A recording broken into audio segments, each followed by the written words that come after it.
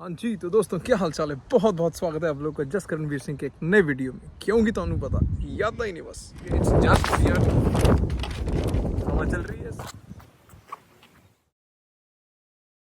हाँ जी, तो आज हम डिस्कस करेंगे ऑस्ट्रेलिया और इंडिया में जो एजुकेशन सिस्टम है उसमें क्या डिफरेंस है। ठीक है, बस हम लोग ये डिफरेंस देखेंगे कि वहाँ पे कैसा सिस्टम है, यहाँ पे कैसा सिस्टम है, क्या डिफरेंसेस हैं। ठीक है, जस्ट बेसिक डिफरेंस हम लोग बात करेंगे।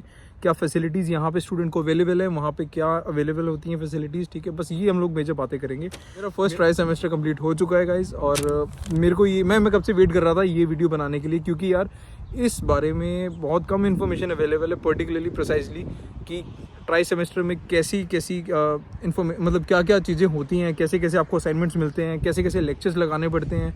ठीक है, आपको डेडलाइंस मिलती हैं, अगर असाइनमेंट्स की डेडलाइन मिस हो जाए तो आप क्या कर सकते हो, टीचर से रीच आउट कर सकते हो कि नहीं। ये सब बातें हैं जो यूजुअली नहीं पता लग रही थी। ठीक है, तो अब मैं ये बातें आज आपसे डिस्कस करूँगा। चलिए स्टार्ट करते हैं। तो सबसे पहला जो बेसिक डिफरेंस है ना यार, इंडिया में 6 मंथ्स का एक सेमेस्टर होता है और यहाँ पे 3 मंथ्स का एक ट्राई सेमेस्टर होता है। ठीक है, तो बेसिकली 10 वीक्स की स्टडी होती है। ठीक है, उस एक ट्राई सेमेस्टर में, और उसके बाद उसी एक ट्राई सेमेस्टर में आपको एक हफ्ते की एक मिड टर्म ब्रेक भी मिलती है। ठीक है, उसी हफ्ते में एक मिड टर्म की ब्रेक मिलती है जिसमें आप आराम से अपना कोई भी काम वगैरह घर पे आराम से कर सकते हो। कोई मतलब टीचिंग इज़ ऑफ, आपको कॉलेज जाने की ज़रूरत नहीं है, कोई क्लासेस नहीं लगती। ठीक है, तो वो मिड टर्म ब्रेक होती है।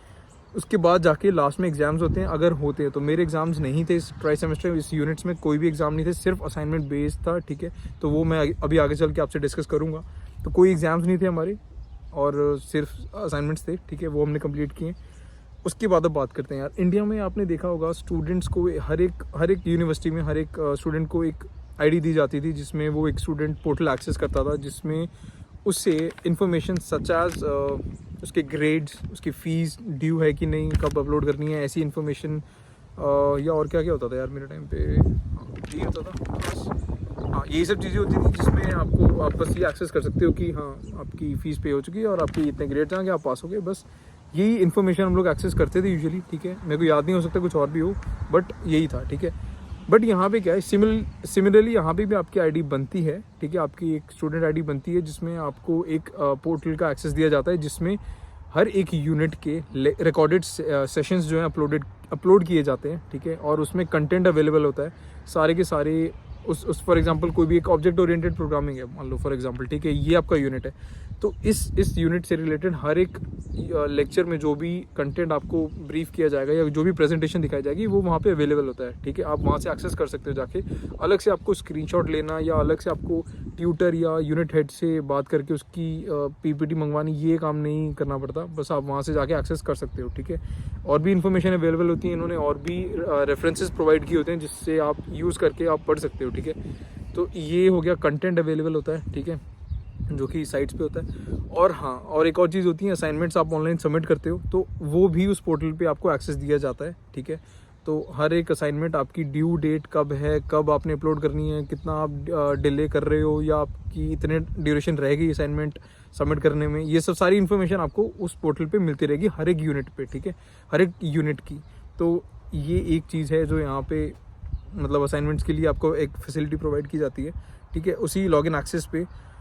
और हाँ, अब क्लासेस के बारे में बात करते हैं। तो यार इंडिया में क्या होता था, अब इंडिया में जहाँ तक मेरे को याद है, मेरे हर एक सेमेस्टर में मेरे को मिनिमम 6 सब्जेक्ट्स तो थे ही यार, 6 सब्जेक्ट तो थे ही कम से कम। ठीक है, यहाँ पे भी जैसे मेरे इस वाले ट्राई सेमेस्टर में डीकन में यहाँ पे 4 यूनिट्स थे। ठीक है, उन 4 यूनिट्स की मिला के लगा लो, जैसे हर एक यूनिट की एक ऑनलाइन लेक्चर थी। ठीक है, हर एक यूनिट का एक ऑनलाइन लेक्चर, तो टोटल 4 ऑनलाइन लेक्चर हो गए मिला के, टोटल 4 यूनिट के।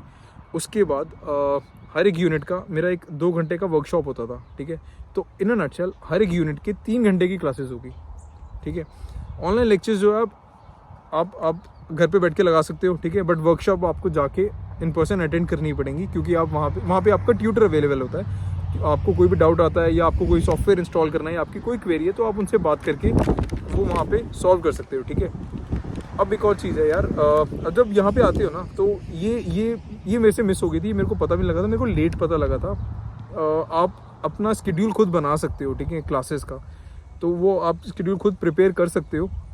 तो ये मेरे को थोड़ा लेट पता लगा था। मेरा बाद में जाके मैंने रिक्वेस्ट करके स्टूडेंट करेक्ट में जाके स्टूडेंट सेंट्रल में जाके चेंज करवाया था, ठीक है। तो अब ये ध्यान रखना कि जब आप आओगे ना तो उसकी डेट होगी अवेलेबल कि आप इस डेट से पहले अपना शेड्यूल बना सकते हो, टाइम टेबल प्रिपेयर कर सकते हो। उसमें क्या है, आप ऑनलाइन लेक्चर अपने वर्कशॉप 2 या 3 दिन के अंदर अरेंज कर सकते हो कि आप इन्हीं 2 दिनों में कॉलेज आओगे, ताकि आप सारे के सारे क्लासेस और जो भी वर्कशॉप है आप अपने अटेंड कर लो। बाकी आप 3 दिन आपका जो भी काम है, मान लो पार्ट टाइम करनी है और कुछ पढ़ना है, घूमना फिरना है, जो भी करना है आप वो अलग से उन दिनों में कर सकते हो, ठीक है। तो ये ज़रूर ध्यान रखना कि जब आप आओ अपना टाइम टेबल अच्छे से प्रिपेयर कर लो अपने हिसाब से, या अपने दोस्तों के साथ बात कर लो, जो आपके दोस्त बन रहे हैं ना उनसे बात कर लो कि हम इन 2 दिनों में कॉलेज आएंगे, बाकी टाइम पे आप जो भी काम करना है वो कर लेंगे। तो ऐसे ये बेटर हो जाएगा कि आप सारे के सारे दोस्त एक ही दिन या 2 दिन इकट्ठे हो गए, आराम से क्लासें लगा ली, ठीक है। इससे आपकी भी हेल्प हो जाएगी और आपके दोस्तों की भी हेल्प हो जाएगी, तो ये ध्यान रखना। तो यहाँ पे यूजुअली 2 दिन के अंदर सारी क्लासेस हो जाती हैं हफ्ते में। वहाँ क्या होता था, 5 दिन क्लासेस लगती थी, ठीक है। 6 सब्जेक्ट होते थे यार, ऑब्वियसली सारा टाइम क्लासेस लगती थी, और तीन लेक्चर्स तो लगते ही थे मिनिमम, है ना। तो वो अपने पर्सपेक्टिव से उसका वो अच्छा सिस्टम था, ठीक है। यहाँ पे लाइफ अलग है थोड़ी, तो यहाँ पे इस हिसाब से 2 दिन ही क्लासेस यूजुअली स्टूडेंट प्रेफर करते हैं, ठीक है। तो ये एक बेसिक डिफरेंस हो गया। उसके बाद आपको मैंने ये भी बता दिया कि लेक्चर्स लगते हैं और वर्कशॉप लगती है, ठीक है। उसके बाद अब हम बात करते हैं यार सबसे हॉट टॉपिक, असाइनमेंट्स, ठीक है। यार इंडिया में क्या होता था, एग्जाम्स होते थे, ठीक है। अब वहाँ का सिस्टम हम डिस्कस करते हैं। मिड सेमेस्टर टेस्ट, उसके बाद एंड सेमेस्टर टेस्ट, ये 2 एग्जाम्स होते थे, ठीक है। अब मैं अपने कॉलेज की बात करूँ अगर, तो 25% वेटेज होती थी मिड सेमेस्टर की, 35 होती थी एंड सेमेस्टर की, ठीक है। तो ये कितना हो गया, 20, 50, 60 हो गए। 40 होते थे लैब की, कुछ शायद 20 होते थे, और उसके बाद 20 असाइनमेंट्स के होते थे। तो ऐसे डिस्ट्रीब्यूशन होता था इंडिया में, ठीक है, जो कि बहुत सही होता था, आराम से बंदा कर आके पास हो जाता था, ठीक है। अब यहाँ पे क्या है, यहाँ पे जो सिस्टम है भाई, यहाँ पे सिस्टम ऐसा है कि आपको सारी की सारी असाइनमेंट्स करनी है। फॉर एग्जाम्पल आपको कम से कम 10 या 15 based on the grade you have selected, ठीक है। हाँ, ये भी आपको मैं बता देता हूँ, यहाँ पे ग्रेडिंग सिस्टम अलग है। जैसे हमारे यहाँ पे होता था ABC, A+ या A- या B+B- ऐसा, ठीक है। यहाँ पे ऐसा नहीं है। यहाँ पे क्या है, पास, क्रेडिट, डिस्टिंक्शन, हाई डिस्टिंक्शन, नीचे से ऊपर बताया मैंने, ठीक है। ये हो गया। अब आप अगर पास सेलेक्ट करते हो तो आपके पास फॉर एग्जांपल 10 असाइनमेंट्स आ गई, ठीक है, 1 यूनिट की, ठीक है। आप वो असाइनमेंट्स करोगे तो आप पास हो जाओगे। क्रेडिट डिसाइड करते हो, क्रेडिट चूज़ करते हो, तो आप क्रेडिट के उसके असाइनमेंट्स, रिलेटेड असाइनमेंट्स आ जाती हैं। तो 10 से अभी कम से कम 12 या 13 हो जाएंगी, ठीक है, असाइनमेंट्स आपकी एक ट्राई सेमेस्टर की उसी यूनिट की, ठीक है। आप वो करोगे तो आपको क्रेडिट मिल जाएगा, क्रेडिट ग्रेड मिल जाएगा। उसके बाद अगर सिमिलरली डिस्टिंक्शन है, डिस्टिंक्शन में 2-3 और बढ़ जाएंगे। हाई डिस्टिंक्शन है, हाई डिस्टिंक्शन में यूजुअली अच्छे बंदे, बहुत जो ज़्यादा पढ़ाकू होते हैं वो करते हैं, जिनके पास अच्छा खासा टाइम होता है इन्वेस्ट करने के लिए और अच्छी खासी नॉलेज होती है, ठीक है। तो वो हाई डिस्टिंक्शन करते हैं, बहुत सही चीज़ है। उसमें कुछ प्रोजेक्ट्स होते हैं, कुछ और असाइनमेंट्स होते हैं जो ज़्यादा थोड़े कॉम्प्लेक्स होते हैं, तो वो की जाते हैं, ठीक है, वो बंदा करता है। और तो ये चीज़ें होंगी, ठीक है। ग्रेड से रिलेटेड असाइनमेंट्स होती हैं। अब जो है यार, कॉम्प्लेक्सिटी लेवल भी बेस्ड ऑन दी ग्रेड्स ही होता है, ठीक है। आप पास का थोड़ा कम कॉम्प्लेक्स होगा, क्रेडिट का थोड़ा उससे टफ होगा। तो सिमिलरली क्रेडिट डिस्टिंक्शन और हाई डिस्टिंक्शन का भी उसी हिसाब से होगा, ठीक है। तो ये हो गए असाइनमेंट्स की बात होगी, ठीक है, नॉर्मल। अब हम बात करते हैं कि यार यहाँ पे असाइनमेंट्स को कितना सीरियसली लिया जाता है। यार अब आपके यूनिट में अगर आपके कोई असेसमेंट सिस्टम में कोई एग्जाम ही नहीं है, तो यार ऑब्वियसली जो असाइनमेंट्स हैं उनको बहुत सीरियस लेंगे ये लोग, ठीक है। अब सीरियस जब हम बोलते हैं यार, जब कोई भी इंटरनेशनल स्टूडेंट असाइनमेंट की बात करता है तो लोगों को समझ कम ही आता है। भाई सीरियस असाइनमेंट्स को इस वे में लिया जाता है कि आप प्लेजरिज्म तो नहीं कर रहे, ठीक है। प्लेजरिज्म टेक्निकल वर्ड है यार, कोई ज़्यादा इसको वो समझने की ज़रूरत नहीं है। मैं सीधे बताता हूँ, आपने कॉपी नहीं करना बस कहीं से, ठीक है। आपका खुद का काम होना चाहिए वो, ठीक है। आपने खुद किया होना चाहिए, इधर उधर कॉपी नहीं किया होना चाहिए। आपका खुद का दिमाग लगा होना चाहिए उसमें, ठीक है। आपने अच्छे से उस असाइनमेंट को समझ के किया होना चाहिए, ठीक है। किसी का सीधे कहीं से भी कंटेंट उठा के नहीं कॉपी करना, ठीक है। पैराफ्रेजिंग वगैरह करो, बट उसका फिर रेफरेंसिंग अच्छे से करना पड़ता है, ठीक है। तो ये चीज़ है, ऑथेंटिक काम करना पड़ता है, ठीक है।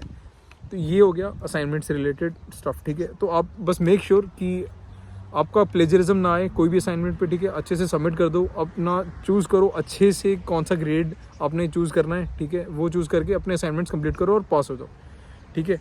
तो ये हो गया प्लेजरिज्म के बारे में। अब एक और चीज़, हर यहाँ पे क्या होता है यार, हमारे अब इंडिया में क्या होता था कि आप असाइनमेंट सबमिट करोगे, कोई फीडबैक नहीं है, सीधे सीधे चेक करके मिलते थे असाइनमेंट, ठीक है। बट यहाँ पे क्या है, आपको आप एक बार ऑनलाइन असाइनमेंट, अब सारी चीज़ें ऑनलाइन है यहाँ पे, तो जब आप ऑनलाइन सबमिट करोगे असाइनमेंट यार, तो यहाँ पे ट्यूटर जो है आपका वो असाइनमेंट असेस करके आपको फीडबैक देगा, ठीक है। उस फीडबैक में ये हो सकता है कि आपको ये बताया जाए कि यार ये असाइनमेंट में ये कमी थी, ये असाइनमेंट में ये अपग्रेड करना है, या ये असाइनमेंट में आपको ये काम करके रीडू करके सबमिट करना है, ठीक है। ये ऑप्शंस होते हैं। अब इसमें यूजुअली आपको कोई ऐसी टाइम की मतलब पाबंदी नहीं होती, आप टाइम वो खुद ही ट्यूटर आपको और दे देता है, ठीक है। आप उस हिसाब से आप सबमिट कर देते हो, क्योंकि पहले ही ऑलरेडी एक डेडलाइन थी आपको असाइनमेंट सबमिट करने में। फॉर एग्जांपल आज की एक डेडलाइन है, मैंने कल रात को सबमिट कर दी असाइनमेंट। अब वो असाइनमेंट मैंने सबमिट कर दी है, वो ट्यूटर पे है कि वो कब चेक करे। अब अगर उसने रीडू देना भी है ना उस ट्यूटर ने, तो वो मेरे को एक्सटेंशन भी साथ में दे देगा, ठीक है। तो वो एक्सटेंशन देगा, उसमें मेरे को चेंजेस करने के लिए मैं वो चेंजेस करके फिर सबमिट कर दूंगा। तो मेरे पास वो कोई टेंशन वाली बात नहीं होती कि अब चेंज करना है और मेरे को एक्सटेंशन भी नहीं मिली, ठीक है। तो वो मिल जाएगी एक्सटेंशन। तो यहाँ पे ये चीज़ है, वो ट्यूटर आपको चेक करके देगा आपकी असाइनमेंट, ठीक है, और आप उसको रीडू करके या जो भी चेंजेस करने हैं वो करके सबमिट कर सकते हो। अब ये एक नॉर्मल डिफरेंस है, ठीक है। तो असाइनमेंट इसलिए भी बहुत इंपॉर्टेंट है, बहुत अच्छे से कंसीडर की जाती है। लास्ट में प्रॉपर पोर्टफोलियो बनता है यार, वो मैं आगे चल के बताता हूँ क्या होता है, ठीक है। तो ये असाइनमेंट की बात होगी, ठीक है। और बता दिया आपको मैंने कि असाइनमेंट से रिलेटेड क्या क्या चीज़ें होती हैं, जैसे रीडू हो गया, रीसबमिट हो गया, या कोई प्लेजरिज्म हो गया, ये बता दिया, ठीक है।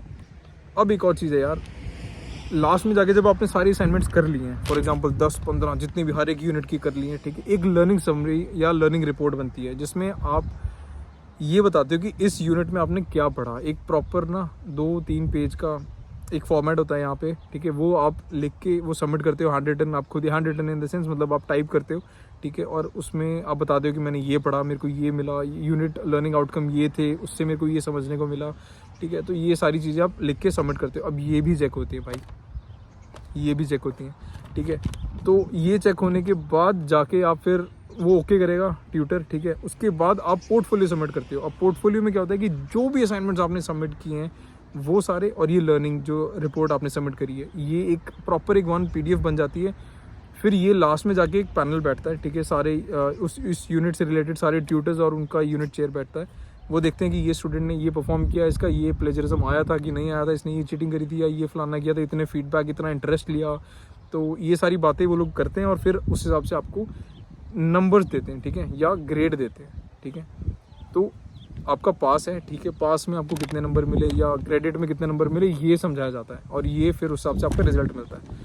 तो ये था यार इस ट्राई सेमेस्टर का, ऑस्ट्रेलिया में ट्राई सेमेस्टर का ये फॉर्मेट फॉलो किया जाता है यहाँ पे, ठीक है। तो ये बेसिकली चीज़ें थी जो आपको पता होनी चाहिए ट्राई सेमेस्टर में क्या क्या हलचल होती है, ठीक है, पूरे 3 महीने। हाँ, अटेंडेंस के बारे में बात करते हैं यार। अटेंडेंस जो है ना ऑनलाइन तो लगी हुई है ना एक तरीके से, वैसा कोई कंपलसरी नहीं होता, बट आप क्लासेस लगाओ तो ठीक है, वो बेटर है।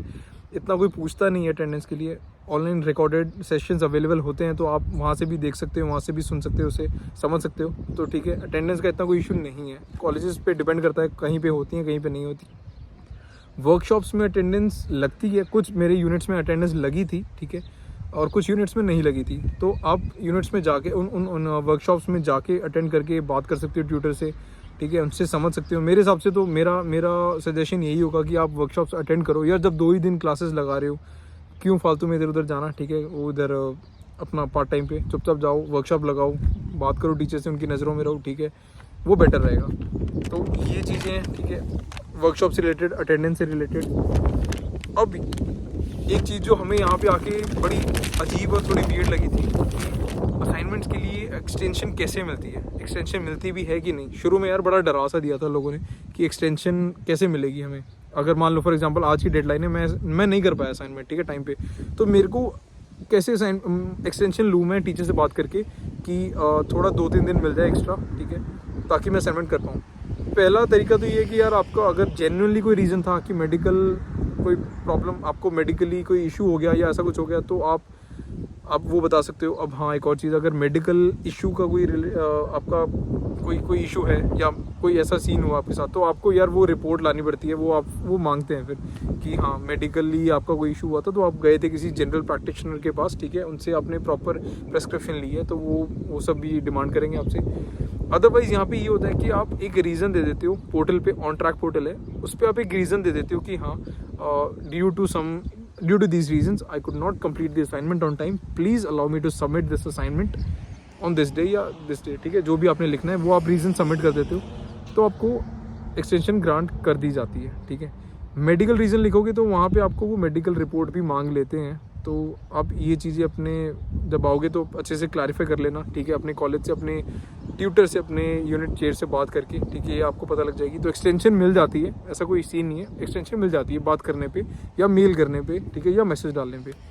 तो ये सारी चीज़ें, और हाँ ये सारा मेरा एक्सपीरियंस है यार, मैं अपने कॉलेज की बात कर रहा हूँ, अलग कॉलेजेस में, मैं डीकेन यूनिवर्सिटी की बात कर रहा हूँ और मास्टर्स कर रहा हूँ मैं, तो अलग अलग यूनिवर्सिटी कॉलेजेस में अलग सिस्टम हो सकता है, ठीक है। हमारे यहाँ पे ये सिस्टम था जो मैंने अभी ऑब्जर्व किया, ठीक है, एक्सपीरियंस किया। उसके बाद अब असाइनमेंट्स जब आप सबमिट कर रहे हो ना, असाइनमेंट सबमिट करने से पहले यार एक पोर्टल है टर्निटिन, ठीक है, उस पर आप सबमिट करोगे, उस पर ये चेक करोगे कि आपकी असाइनमेंट की प्लेजरिज्म या सिमिलैरिटी है कि नहीं। यार ये बहुत इंपॉर्टेंट है, ये जब भी आओगे ना तो ये दिमाग में रखना हमेशा, जब भी असाइनमेंट करनी है वहाँ पे सबमिट करनी है और चेक करना है कि प्लेजरिज्म है कि नहीं, ठीक है। वहाँ पे बता देगा आपको, क्योंकि सारे ऑस्ट्रेलिया के यार जितने भी मतलब बंदे हैं ना, स्टूडेंट्स हैं, वहाँ पे इन्होंने यहाँ पे एक सिस्टम बनाया हुआ, उस पर सबमिट करके प्लेजरिज्म चेक करते हैं, ठीक है। तो उससे पता चल जाता है कि कितना आपका प्लेजरिज्म है कि नहीं, ठीक है। तो भाई अगर आपका प्लेजरिज्म आता है ना तो बहुत सीन होता है यहाँ पे, तो प्लेजरिज्म को बहुत ध्यान से लेके चलें, बहुत ही सख्ती है यहाँ पे, ठीक है, प्लेजरिज्म को लेके। तो आई विल सजेस्ट कि आप जब भी आओ, जब भी अपना असाइनमेंट सबमिट करो, टर्निटिन पर डाल के उसको देखो कि हाँ भाई इतनी असाइनमेंट है और इसमें इतनी सिमिलरिटी है, ये सब इतना बन रहा है, उसको सही करो और फिर सबमिट करो, ठीक है। फालतू ऐसे मत सबमिट कर देना। हाँ जी, तो भाई ये थी हमारी आज की वीडियो जिसमें हमने डिस्कस किया कि क्या मेजर डिफरेंसेस हैं जो कि यहाँ पे आपको ड्यूरिंग दिस सेमेस्टर्स या ट्राई सेमेस्टर्स आपको अपनी डिग्री में क्या क्या चीज़ें होंगी जो आप करोगे, ठीक है, कैसे आप असाइनमेंट्स करोगे, कैसे आप क्या क्या चीज़ों का ध्यान रखोगे। तो ये सारी बातें थी जो मैंने आपसे करी हैं आज, ठीक है। I hope you like the video guys. तो यार दोस्तों, हर एक कंट्री का जो भी एजुकेशन सिस्टम या जो भी उनकी पढ़ाई का सिस्टम होता है, हर एक का अपना अपना, ठीक है, कुछ मेरिट पॉइंट्स होंगे, कुछ डीमेरिट पॉइंट्स होंगे या प्रोज एंड कॉन्स जो भी होते हैं, ठीक है, वो सबके अपने अपने होते हैं। तो उसी बेसिस पे हमने आज कुछ बातें करी। हमारा कोई मकसद ऐसा नहीं था कि किसी को डिसरेस्पेक्टफुल फील करवाना, ठीक है। हमारा सिर्फ ये मकसद था कि क्या डिफरेंस है भाई, क्या मुझे लगा कि यहाँ पे आके क्या चीज़ें अलग हैं, क्या वहाँ पे अलग थी, तो हमने वो बातें करी। Thank you guys, thank you for watching my video, thank you for supporting me. इसी तरह सपोर्ट करते रहें। दिवाली आ रही है गाइस, आपको एडवांस में हैप्पी दिवाली। कुछ अभी वीडियोस में और कंसिस्टेंटली बनाने की कोशिश करूँगा, बीच में थोड़ा गैप पड़ गया था, ठीक है, हमारे कुछ असाइनमेंट्स का और सेमेस्टर, जैसे अभी सेमेस्टर एंड हुआ है तो उसकी वजह से कुछ मैं वीडियोस नहीं बना पाया। तो अभी मैं कंसिस्टेंटली कोशिश करूँगा अच्छे से अच्छे वीडियोस लाता रहूँ, ठीक है। तो happy Diwali guys in advance. कुछ दिवाली पे भी कुछ वीडियोस पोस्ट करेंगे, ठीक है, यहाँ पे दिखाऊंगा कि दिवाली कैसे मनाई जाती है ऑस्ट्रेलिया में। मिलते हैं आपको अपने अगले वीडियो में, तब तक के लिए keep loving, keep supporting, bye, जय हिंद।